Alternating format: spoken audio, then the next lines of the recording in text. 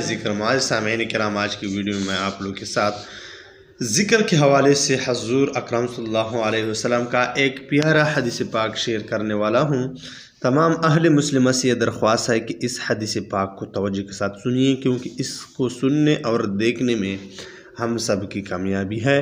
بسم اللہ الرحمن الرحیم۔ حضور اقدس صلی اللہ علیہ وسلم نے ارشاد فرمایا ہے کہ اپنے ایمان کی تجدید کرتے رہا کرو، یعنی تازہ کرتے رہا کرو۔ صحابہ رضی اللہ عنہم اجمعین نے عرض کیا، یا رسول اللہ، ایمان کی تجدید کس طرح کریں؟ ارشاد فرمایا، لا الہ الا اللہ۔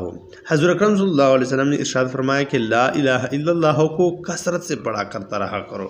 معزز سامعین کرام، فائدے میں لکھا ہے، ایک روایت میں حضور صلی اللہ علیہ وسلم کا ارشاد وارد ہوا ہے کہ ایمان پرانا ہو جاتا ہے جیسا کہ کپڑا پرانا ہو جاتا ہے، اس لیے اللہ جل شانہ سے ایمان کی تجدید مانگتے رہا کرو۔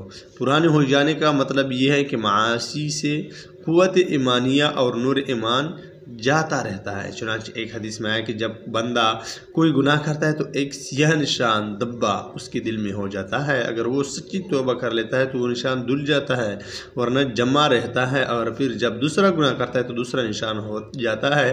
اسی طرح سے آخر دل بالکل کالا ہو جاتا ہے اور زنگ آلود ہو جاتا ہے، جس کو حق تعالی شانہ نے سورۃ تطفیف میں ارشاد فرمایا ہے، کھلا بل ران علی قلوبہم ما کانوا یکسبون۔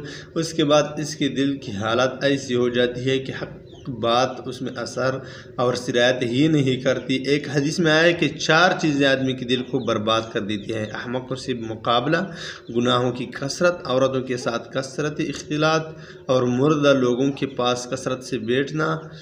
کسی نے پوچھا، مردوں سے کیا مراد ہے؟ فرمایا، ہر وہ مالدار جس کے اندر مال نے اکڑ پیدا کر دی ہو۔ وآخر دعوانا ان الحمدللہ رب العالمین۔